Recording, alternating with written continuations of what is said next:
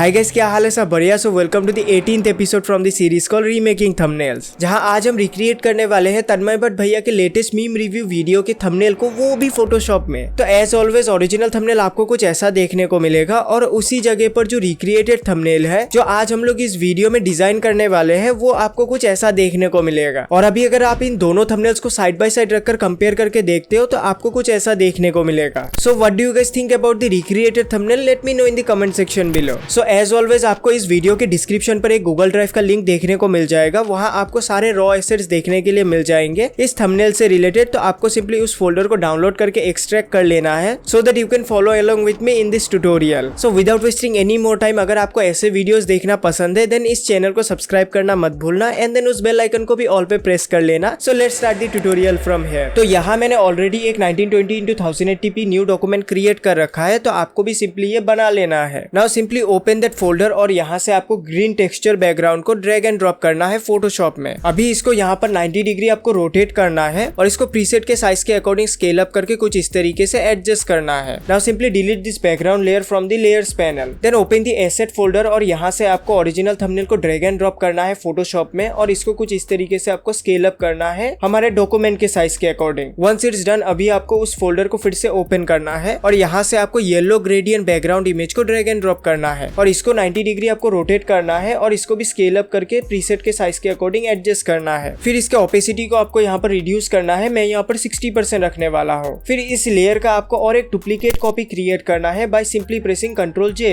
अभी आपको इस लेयर को सिलेक्टेड रखना है और आपको पेन टूल को सिलेक्ट करना है और यहाँ आपको कुछ ऐसा एक सिलेक्शन क्रिएट करना है लेफ्ट साइड में। So once this selection is made, ये सिलेक्शन क्रिएट करना काफी ज्यादा इजी है। ये हो जाने के बाद आपको सिंपली इस मास्क ऑप्शन पे क्लिक करना है। इसके बाद आपको इस लेयर के ओपेसिटी को फिर से बैक टू 100% करना है। Now simply do the same thing for right side by simply selecting the yellow gradient background layer, and once you do it will start look like this. Now place the original thumbnail layer above all the layers और आपको उस asset वाले folder को अभी open करना है और यहाँ से आपको तन्मय भैया के इमेज को ड्रैग एंड ड्रॉप करना है। Now one more thing, अगर आपने उनके वीडियोस देखे होंगे तो उनके वीडियोस का जो रिजोल्यूशन क्वालिटी है वो उतना अच्छा नहीं होता है as compare to their thumbnails, और ये इसी वजह से होता है बिकॉज उनके वीडियो जूम कॉलिंग के स्क्रीन रिकॉर्डिंग्स होते हैं। तो उन वीडियोस में जो उनका रिएक्शन होता है उनका स्क्रीनशॉट लेकर इन थंबनेल्स में यूज किया जाता है, बट वो जो इमेजेस है उनका रिजोल्यूशन क्वालिटी उतना तो अच्छा नहीं होगा, तो इन इमेजेस को सिंपली अपस्केल किया जाता है। बट इस वीडियो में मैं इस टॉपिक को कवर नहीं करूंगा बिकॉज मैंने इसके ऊपर ऑलरेडी एक शॉर्ट्स क्रिएट किया है जहां मैंने सब कुछ एक्सप्लेन किया है कि इसको कैसे किया जाता है, और आप इस शॉर्ट्स को सिंपली इस आई बटन पर क्लिक करके देख सकते हो। और उस शॉर्ट्स में मैंने अपस्केल करने के लिए जो भी प्रॉम्प्ट्स चाहिए होंगे, क्या नहीं कैसे करना है, सब कुछ वहां पर एक्सप्लेन किया है, तो आप उस शॉर्ट्स को चेकआउट कर सकते हो। तो अभी टॉपिक पर वापस आते हैं। तो यहाँ आपको ऑब्जेक्ट सिलेक्शन टूल के हेल्प से आपको सब्जेक्ट का एक सिलेक्शन बना लेना है and then simply press Ctrl+J। Now simply delete the original image layer from here and convert this particular layer into smart object. Now simply scale up this image और इस image को आपको यहाँ पर अच्छे से प्लेस करना है और इसके लिए आप इसके ओपेसिटी को डिक्रीज भी कर सकते हो and once the adjustment is done आप फिर से इसके ओपेसिटी को इंक्रीज कर सकते हो। Now using this same method आपको रोहन भैया के इमेज को ड्रैग एंड ड्रॉप करके बैकग्राउंड को रिमूव करके यहाँ पर कुछ इस तरीके से प्लेस करना है and it will start look like this. Now select the rectangle tool और आपको यहाँ पर एक रेक्टेंगल क्रिएट करना है और you can say it's a square. ये क्रिएट हो जाने के बाद अभी आपको इसके फिल कलर को चेंज करना है एक्सेप्ट व्हाइट। आपको जो भी कलर पसंद हो आप वो रख सकते हो। व्हाइट कलर रहने से कुछ दिक्कत नहीं है, बस ये स्ट्रोक कलर के साथ मैच हो जाएगा, इसी वजह से मैं यहाँ पर डिस्टिंग्विश करने के लिए कोई दूसरा कलर रखने के लिए आपको कह रहा हूँ। Now simply select the stroke और इसके कलर को आपको व्हाइट सिलेक्ट करना है। स्ट्रोक ऑप्शन से आपको सिंपली इस डैश ऑप्शन को सिलेक्ट करना है और स्ट्रोक का जो विड्थ है वो 6.5 पिक्सल आपको रखना है। अभी इसके रेडियाई ऑप्शन में चले जाना है और यहाँ से आपको इसके कॉर्नर्स को राउंड करना है। सभी कॉर्नर्स के लिए मैं यहाँ पर 90 पिक्सल रखने वाला हूँ। यह होने के बाद आपको सिंपली उस एसेट वाले फोल्डर को ओपन करना है और यहाँ से आपको प्रोटेस्ट वीडियो के स्क्रीनशॉट को ड्रैग एंड ड्रॉप करना है। अभी आपको ऑल्ट या ऑप्शन की को प्रेस एंड होल्ड करके रखना है, तो यहाँ आपके माउस के सामने एक इन्वर्ट ऑप्शन देखने को मिल जाएगा, तो सिंपली आपको ये सिलेक्ट करना है। तो ये सिलेक्ट करते ही आपका इमेज इस शेप लेयर के अंदर सेट हो जाएगा कुछ इस तरीके से। अभी आपको इस इमेज लेयर को सिलेक्ट करना है और ट्रांसफॉर्म टूल को सिलेक्ट करना है बाय प्रेसिंग Ctrl+T